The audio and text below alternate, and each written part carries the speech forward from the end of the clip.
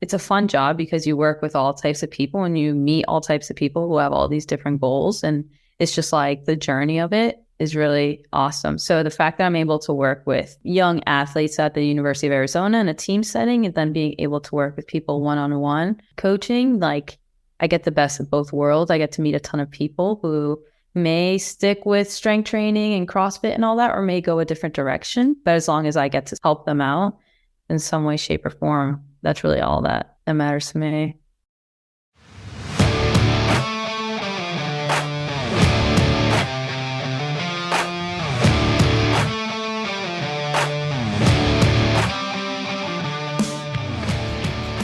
The fitness movement is brought to you by ZOAR Fitness.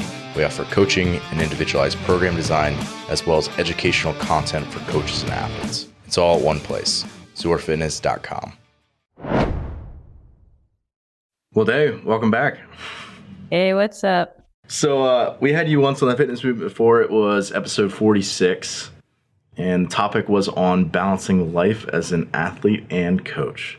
So, Dave, how are we doing on balancing life as an athlete and coach these days? Goes up and down. It comes in waves, but I think after spending more time in it, I found what works and what doesn't work, and it's been pretty good so far. I can't complain. Yeah, I feel like you've had a lot of life changes and like career stuff, and just like a lot going on since we last talked. So, are you still active or currently in like Air Force Reserves? I am. So I'm still in the Air Force Reserves, which basically means 1 weekend a month I go on base, and we call it drills, basically like catching up on training and things like that, military training. So it's not as time intensive as it was when we last recorded the podcast, because I think during that time I was also on orders, meaning I was going in a lot more often than that 1 weekend a month. So that's simmered down quite a bit. One thing that's been at least put a little bit on the back burner. Yeah. Probably good. So you were also like coaching in a CrossFit style gym, and ultimately you ended up getting an internship at the University of Arizona, which is obviously a sweet opportunity, but definitely a different direction than what school had looked like up to that point. Because you were in, correct me if I'm wrong, but like chemical engineering for bachelor's and master's? Yeah, for my bachelor's in grad school. And then I also got a master's in it's called information and knowledge strategy, basically project management stuff. Yeah, but not strength conditioning. Correct, not strength and conditioning. So how did you end up going from that field? And like, obviously, like people are going to school for something, they kind of plan on going that direction. Like, why pivot towards the strength conditioning side of things? Right. And that's, there's like a few different things that I think actually, like if I could go back in time and change my education and, what I studied, I would still probably do the same thing. I really like math and science, so that's one thing. But when it comes to like coaching and programming and doing all those things, it's a lot like a science experiment, right? There are all these variables that you're manipulating, what works, what doesn't work. Sometimes it doesn't go the way you want it to. But ideally what you're trying to get to is this optimal result. That's a lot like engineering and science research. So while I was in school, I was doing a lot of strength training and getting into that, and realized that was a huge passion of mine. Kind of became a little like obsessed with it, if you want to say that. And that's just continued on. So as it continued on, what I started realizing is I was focusing a lot more on strength training, conditioning, all those things in the fitness world versus what I actually studied and what my job was. So that's where I started to transition out of that, realizing that I could probably still take the skills that I learned from that background and more to this, where I could actually do something that I thoroughly enjoy doing and, take off with that. So, yeah. So now you're currently full-time at the University of Arizona, strength conditioning staff there. What's a day in the life look like for you? Yeah. So, like you mentioned, so for anyone listening, I started there as an intern, more to kind of just see what that world was about, because I was full time at a local gym, that the one that you mentioned. So I was full time at a local gym there. Kind of wanted to see what a team setting looked like at Power Five collegiate level, working with a younger demographic, right? Because that's a whole different ball Mm, game there. yeah, definitely a different approach, like different mindset of like the average person that you're working with at like a Right. D1 school versus like, yeah, the average commercial gym type feel where it's like a lot of, yeah, soccer Yeah. moms, and that's a very different demographic.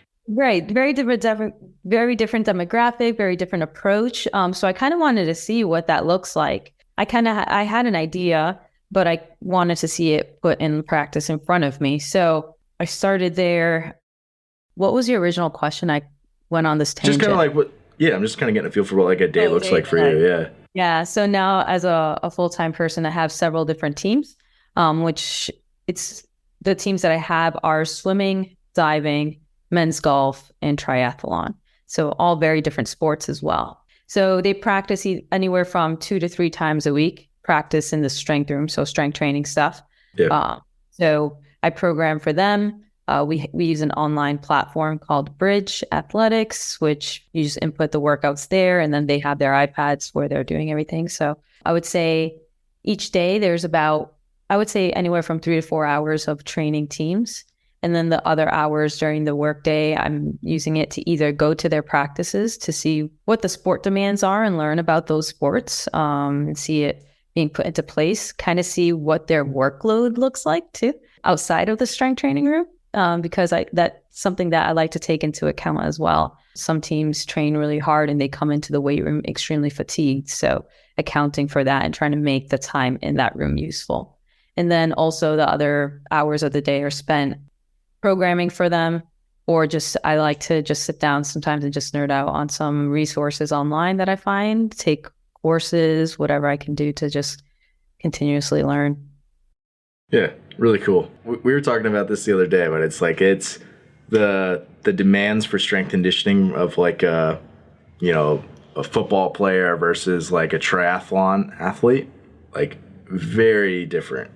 So it's cool that like you didn't maybe have a ton of exposure to all those sports before like you were kind of put in that position, but like being able to like learn and like actually go like view their practices and like kind of see what they're able to handle, and like understanding like what the place is of strength conditioning for like a sport where like that's maybe not the sole thing that you're trying to like drive up is like the pure strength levels, but like something like triathlon, like strength conditioning's role is very different. Yeah, I mean, how have you what was your, how's been your like approach to triathlon specifically? Yeah, for triathlon, that's a whole different beast, and for several different reasons. So my approach has been learning from people who have been in that field working with triathlon, like national level professional triathletes, Yeah. and just learning from them, because the first time they told me I was going to take on that team, the thing I think about is the training load. They're doing a ton Yeah, of so endurance much work. volume. Yeah. Yeah, so much volume every day. And another thing too is some people come from a running background and some people come from a swimming background, which, Hmm.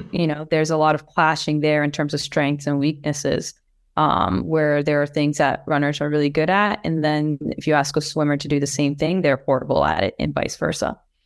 Yeah. So accounting for how am I going to approach that training in a team setting with people that have very colliding strength and weaknesses.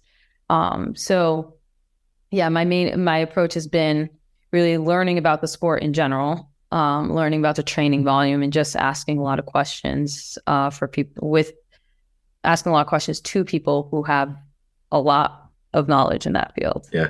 But even like so like triathlon, obviously swimming is involved.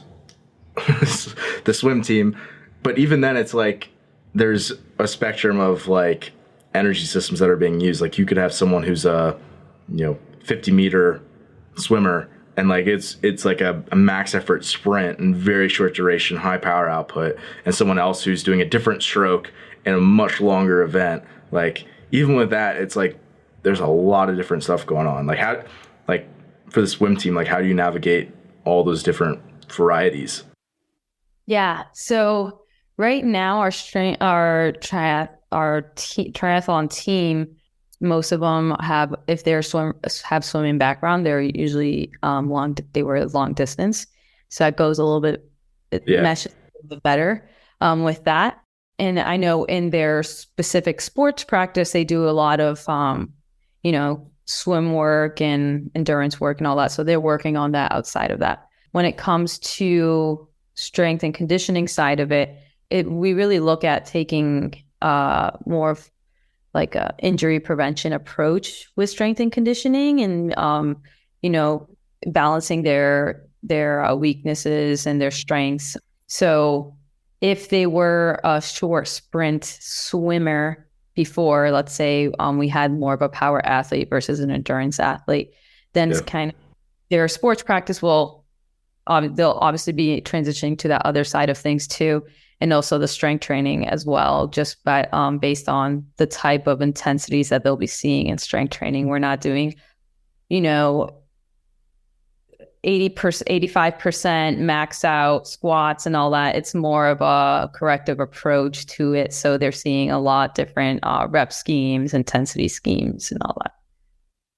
Yeah, makes sense. I feel like it takes a more mature coach to be able to not feel like you need to hammer the athletes like with your strength, like a more intense regimented strength program, like to take a more of a, I don't want to say relaxed, but like you said, like more like movement, injury prevention, like that being the role of strength conditioning. Yeah. At least for me personally, I probably wouldn't have done that as well as It's hard. Yeah. I want to see everyone have like a great 1 rep max squat and bench, deadlift and all that, but it's hard not to have them do it, but it's for their sport, it's not needed. So, but I still am able to at least watch other teams do it too. Some of my other teams are able to do that strength stuff, and then I don't coach the throwers, but one of our other coaches does, and like seeing them do it is fun too, because they're just insane. So I still get a little bit of that. Do you have a topic that you'd like to request as a future show, or just a question about training? Reach out to me. My email is ben@zoarfitness.com, or you can DM me on Instagram @ZOARFitness. Lastly, head over to zoarfitness.com if you want to browse all of our previous shows with in-depth show notes, as well as educational content for all things training. Cat's out of the bag. You're going to be a coach with ZOAR Fitness.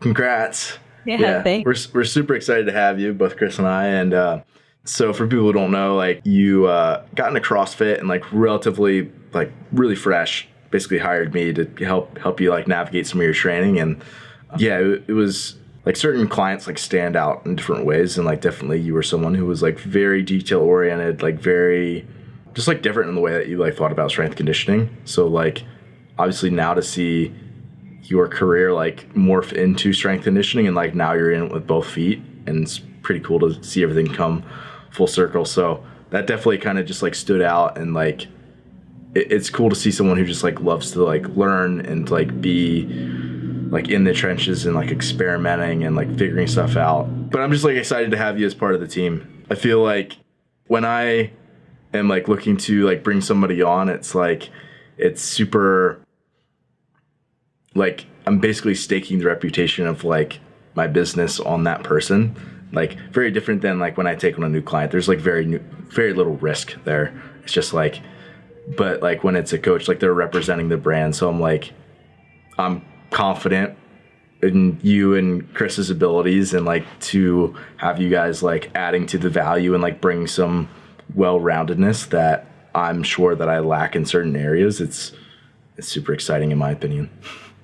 Yeah, no, I'm super excited about it. It's a lot to hire someone to kind of represent your brand. So I appreciate you having faith in me. And like you said, I worked with you in the beginning of my CrossFit stuff, and it was like a year and a half or 2. I think like that's my approach to a lot of things, is always learning from people who are smarter than me.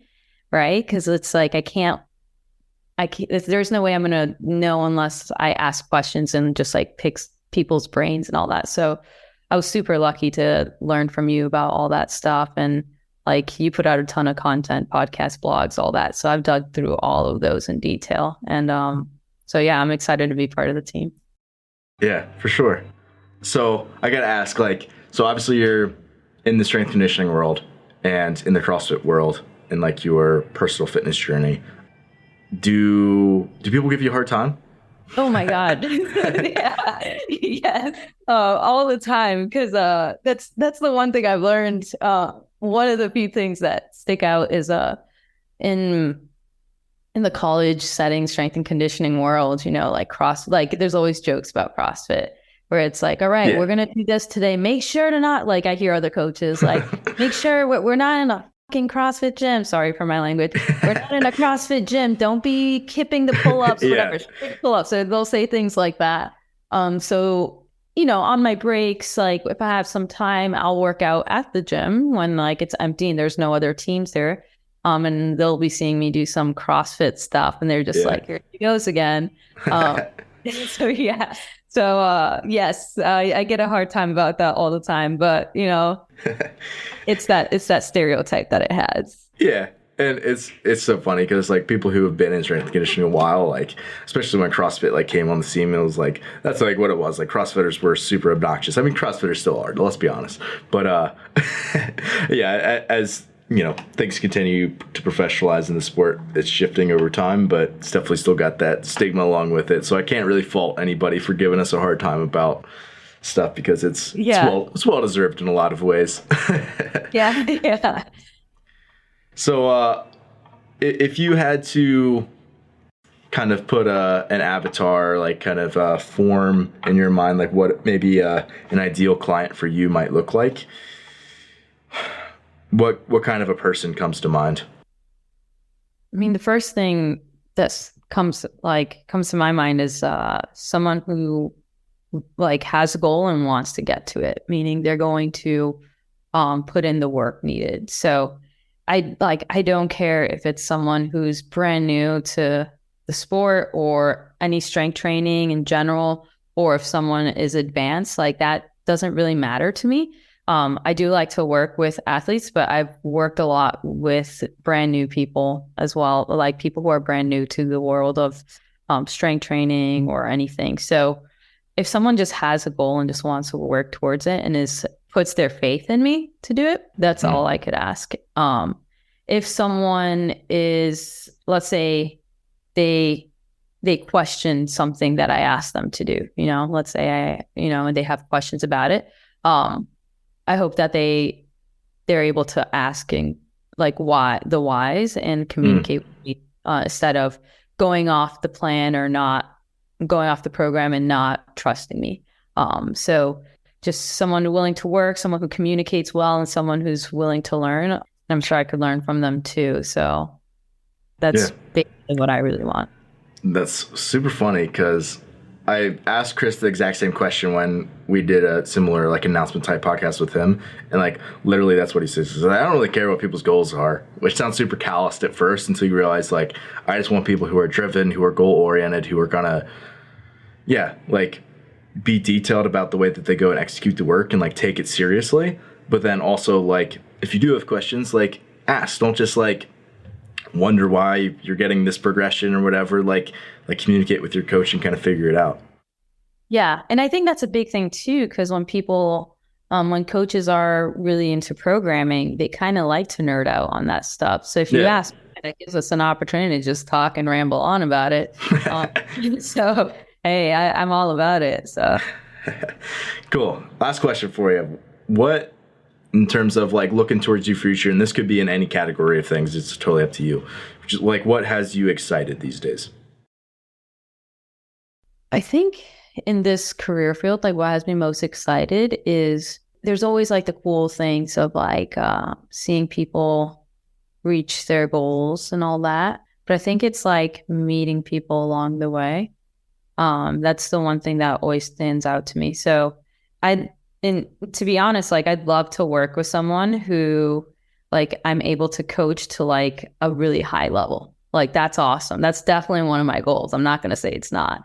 But if I'm looking at like the overall picture of it, like this to me is it's a fun job because you work with all types of people and you meet all types of people who have all these different goals. And it's just like the journey of it is really awesome. So the fact that I'm able to work with young athletes at the University of Arizona in a team setting and then being able to work with people one-on-one coaching, like I get the best of both worlds. I get to meet a ton of people who may stick with strength training and CrossFit and all that, or may go a different direction. But as long as I get to help them out in some way, shape, or form, that's really all that matters to me. I love it. Day, I'm super excited to have you on staff. Excited. Yeah, you're taking on clients. And so if people want to reach out to you, all your stuff's listed on the website. Your email's day@zoarfitness.com. Where can people find you on socials? Yeah, you can find me on Instagram. It's my full name, Dayanara.Muñoz. So if you go on the website and you see my full name, it's that, but there's a period between my first and last name. Perfect. Yeah, and I will link to the episode that you did previous with us on episode 46. If people want to listen to that too, we went into a lot more detail. So, Day, super excited. Thanks for doing this today. Super excited. Thank you, Ben. Thanks for listening today. If you're someone who just started listening to the show, I would encourage you to subscribe so you can stay up to date. If you're someone who's been listening for a while, I would encourage you to rate and review the show. And lastly, the best thing that you can do to support our work is also the best thing that you can do for your performance. And that is by hiring one of our coaches. Until next time, stay the course.